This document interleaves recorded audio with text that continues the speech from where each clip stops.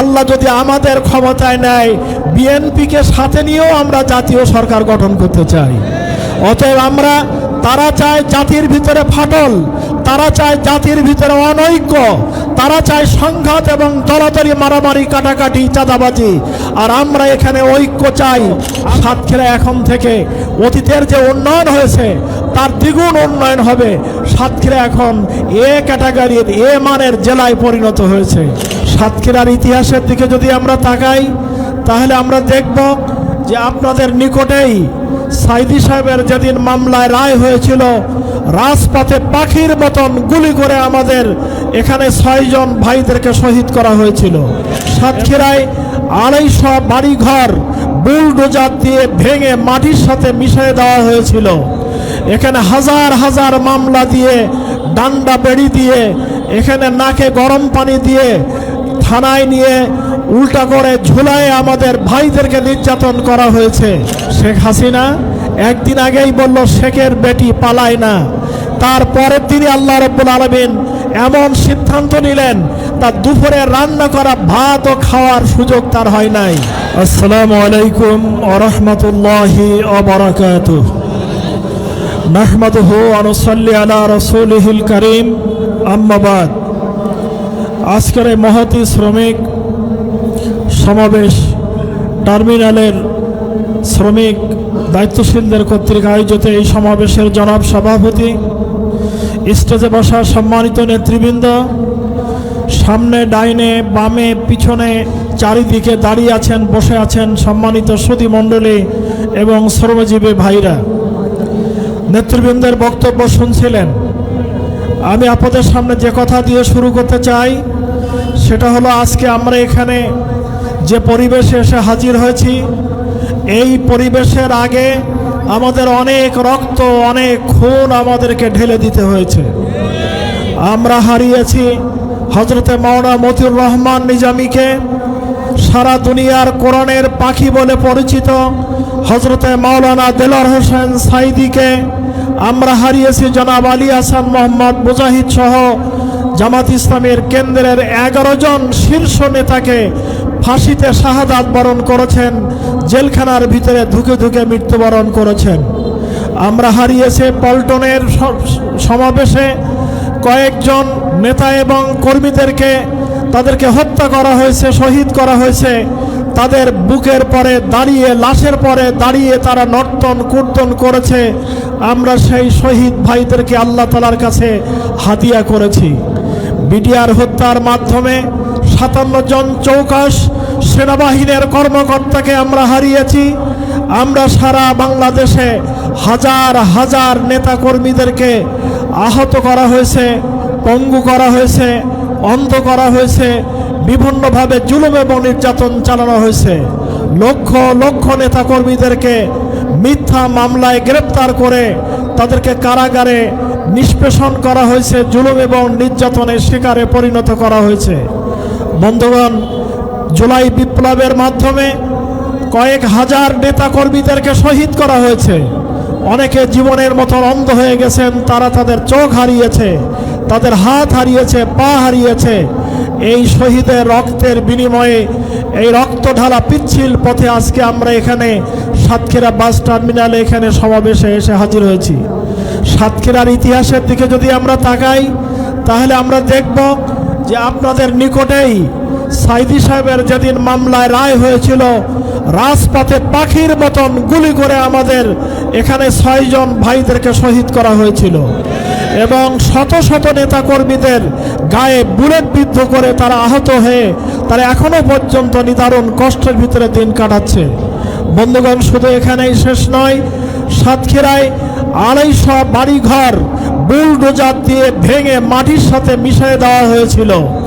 এখানে হাজার হাজার মামলা দিয়ে, ডান্ডা বেড়ি দিয়ে, এখানে নাকে গরম পানি দিয়ে থানায় নিয়ে উল্টা করে ঝুলায় আমাদের ভাইদেরকে নির্যাতন করা হয়েছে। এখানে 46 জন ভাইদেরকে গুলি করে হত্যা করা হয়েছে সাতক্ষীরার মাটিতে। তারা ভেবেছিল এইভাবে জুলুম নির্যাতনের মাধ্যমে, জামাত ইসলামীকে নিষিদ্ধ করার মাধ্যমে, আমাদের দাড়িপাল্লা প্রতীক নিষিদ্ধ করার মাধ্যমে বাংলাদেশ ইসলামী ছাত্র শিবিরকে নিষিদ্ধ করার মাধ্যমে এ দেশ থেকে ইসলামকে তারা বিদায় করতে চেয়েছিল, ইসলামী আন্দোলনকে বিদায় করতে চেয়েছিল। কিন্তু আল্লাহ রাব্বুল আলামিনের মেহেরবানি, আল্লাহ রাব্বুল আলামিন তাদের সিদ্ধান্তকে নস্যাৎ করে দিয়ে তাদেরকে এদেশ থেকে তাড়িয়ে আল্লাহ রাব্বুল আলামিন আমাদেরকে এদেশে আবার জায়গা করে দিয়েছেন। যে রাব্বুল আলামিন আমাদেরকে এখানে জায়গা করে দিয়েছেন, এই দেশ আমরা কোনোদিন ছেড়ে যাই নাই। আমাদের শ্রদ্ধেয় নেতা জনাব মীর কাসেম আলী সাহেব, তিনি বিদেশে ছিলেন। তিনি যখন জানতে পারলেন তার বিরুদ্ধে মামলা দেওয়া হয়েছে, তার অনেক বন্ধুরা বললেন যে আপনি দেশে আসবেন না। তিনি বললেন, কেন? আমি কি চোর না ডাকাত? আমি কোনো অন্যায় করি নাই। আমি দেশের মাটিতে যে আমি মামলা ফেস করব, মোকাবেলা করব, তারপরে পরিণতি যা হয় সেটাকে আমি ভোগ করার জন্য রাজি আছি। তিনি ফাঁসিতে শাহাদাত বরণ করেছেন। শেখ হাসিনা একদিন আগেই বলল শেখের বেটি পালায় না। তারপরে তিনি আল্লাহ রাব্বুল আলামিন এমন সিদ্ধান্ত নিলেন, তার দুপুরে রান্না করা ভাতও খাওয়ার সুযোগ তার হয় নাই। অতএব জালেমরা চেয়েছিল তাদের মুখের ফু দিয়ে এখানে ইসলামের আলোকে, কোরআনের নূরকে নিভাই দিতে, কিন্তু তারা পারে না এবং পারবে না ইনশাআল্লাহ। সম্মানিত শ্রোতৃমণ্ডলী, সম্মানিত শ্রমিক ভাইরা, পরিবহন শ্রমিক নেতারা, দায়িত্বশীলরা, আমি আপনাদের সাথে দৃঢ়তার সাথে বলতে চাই, এ বাংলাদেশ আমাদের সকলের। এবার জাতি, ধর্ম, বর্ণ নির্বিশেষে ঐক্যবদ্ধ প্রয়াসের মাধ্যমে এই বাংলাদেশকে আমরা নেতৃত্ব দিয়ে গড়ে তুলব ইনশাআল্লাহ। বিএনপি বলেছে আমরা যদি ক্ষমতায় যাই, জামাতকে বাদ দিয়ে আমরা সরকার গঠন করব, ঐক্যবদ্ধ সরকার। আর জামাত ইসলামীর আমিরি জামাত বলেছেন আল্লাহ যদি আমাদের ক্ষমতায় নেয়, বিএনপিকে সাথে নিয়েও আমরা জাতীয় সরকার গঠন করতে চাই। অতএব আমরা, তারা চায় জাতির ভিতরে ফাটল, তারা চায় জাতির ভিতরে অনৈক্য, তারা চায় সংঘাত এবং দলাদলি, মারামারি, কাটাকাটি, চাঁদাবাজি। আর আমরা এখানে ঐক্য চাই, আমরা এখানে শান্তি চাই, আমরা এখানে শৃঙ্খলা চাই, আমরা একটা সুন্দর বাংলাদেশ গড়তে চাই। ঈশার নামাজ সামনে হওয়ার কারণে আমি লম্বা কথা বলতে পারবো না। আমি আপনাদের খেদমতে আরজ রাখতে চাই যে এই সাতক্ষীরাকে উন্নয়নের জন্য যে শুভ সূচনা বাংলাদেশ জামাত ইসলামের এমপিগণ করে গেছেন। কাজী শামসুর রহমান সাহেব তিনবার এখানে এমপি ছিলেন। তার সময়ে তার দ্বারা, তার কর্মীদের দ্বারা কোনো চাঁদাবাজি, কোনো জুলুম, কোনো নির্যাতন কি সাতক্ষীরাতে হয়েছে? একটি সরকারি টাকা, একটা টাকাও কি লুটপাট করা হয়েছে? কোনো অমুসলিম ভাইদের, হিন্দু ভাইদের পরে কোনো জুলুম নির্যাতন কি করা হয়েছিল? করা হয় নাই। এরপরে প্রিন্সিপাল আব্দুল খালেক সাহেব তিনি এমপি হলেন, এমপি রিয়াসার সাহেব এমপি হলেন, গাজী নজরুল সাহেব এমপি হলেন, অ্যাডভোকেট আনসার সাহেব এমপি হলেন। সাতক্ষীরার মানুষ একটা স্বর্গীয় পরিবেশে, একটি জান্নাতি পরিবেশে, জাতি, ধর্ম, বর্ণ নির্বিশেষে তারা মিলেমিশে বসবাস করত। এই সাতক্ষীরাতে উন্নয়ন যে জোয়ার শুরু হয়েছিল, এই জোয়ারকে আমরা সামনে এগিয়ে নিয়ে যাওয়ার জন্য আমরা পরিকল্পনা গ্রহণ করেছি। সাতক্ষীরার জলবদ্ধতা আমরা নিরসন করতে চাই। নিরসন করে এখানে চাষিদের ঘরে সোনার ফসল তুলে দিতে চাই, বসবাসের সুযোগ করে দিতে চাই। ভাঙা চোরা রাস্তাঘাটগুলোকে আমরা চমৎকার যাতায়াতের ব্যবস্থা করে দিতে চাই। ভোমরার স্থল বন্দরকে আমরা বিশ্বের উন্নত মানের প্রথম সারির বন্দরে পরিণত করতে চাই।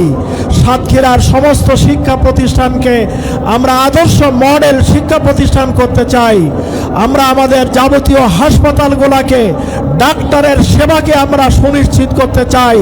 হাসপাতালে আমরা গরিব দুঃখীদের জন্য, শিশুদের জন্য, বৃদ্ধদের জন্য চিকিৎসাকে আমরা ফ্রি করে দিতে চাই, যেন হাসপাতালে গেলে একটা মানুষ আবার ফিরে এসে ডাক্তারের নিজস্ব চেম্বারে যেতে না হয়, হাসপাতালে যাতে তারা সুন্দর সেবা পায়, চিকিৎসা পায়, সেটাকে আমরা নিশ্চিত করতে চাই। বন্ধুগণ, এর আগে আপনারা দেখেছেন এবং শুনেছেন যারা এমপি ছিলেন, মন্ত্রী ছিলেন, একটা পিয়ন পর্যন্ত নিয়োগ দিতে গেলে লক্ষ লক্ষ টাকা দিয়ে তাদেরকে এই নিয়োগ দিতে হতো। একটা টেলিফোন করার জন্য লক্ষ টাকা দিতে হতো। একটা কোনো ব্যাপারে সুপারিশ দিতে গেলে সুপারিশের পিছনে হাজার হাজার টাকা, লক্ষ লক্ষ টাকা তাদের দিতে হয়েছে। বাংলাদেশ জামাত ইসলামের 2 জন মন্ত্রী তারা দায়িত্ব পালন করেছেন। 2 জন মন্ত্রীর বিরুদ্ধে এই পর্যন্ত 2 টাকার দুর্নীতি 2 জন মন্ত্রী করেছেন, এমন কোন অভিযোগ কি আপনারা কোনোদিন শুনেছেন? শোনেন নাই। আমাদের বেশ কিছু ভাইরা এমপি হয়েছেন, কোনো অভিযোগ তাদের বিরুদ্ধে নাই। আমি মুহাদ্দিস আব্দুল খালেক, আমিও ঘোষণা করছি, আমার কোনো যশ, কোনো খ্যাতি, দুনিয়াবি কোনো মোহ নিয়ে আমি এখানে এই সংসদ সদস্য পদপ্রার্থী হই নাই। আমি সাতক্ষীরাকে উন্নয়নের জন্য, সাতক্ষীরার দুঃখী মানুষের মুখে হাসি ফোটানোর জন্য, সাতক্ষীরার আপামর জনগণের উন্নয়নের জন্য আমি এখানে এই কাজটিকে আমি ইবাদত হিসেবে গ্রহণ করেছি। বন্ধুগণ, আপনারা আমার জন্য দোয়া করবেন, আমি যেন আমার সারা জীবন দিয়ে জাতি, ধর্ম, বর্ণ নির্বিশেষে সকল মানুষের পাশে দাঁড়াতে পারি। এই সাতক্ষীরাকে সুন্দর সাতক্ষীরা, একটা রূপময় সাতক্ষীরা, একটা ছায়া ঘেরা সাতক্ষীরা, একটা সুন্দর শান্তির সাতক্ষীরা হিসাবে বাংলাদেশের ভিতরে একটা উন্নত মানের জেলা হিসেবে আমরা এটাকে রূপ দিতে পারি। আপনারা শুনে খুশি হবেন, ইতিমধ্যে সাতক্ষীরা জেলা ছিল বি ক্যাটাগরি।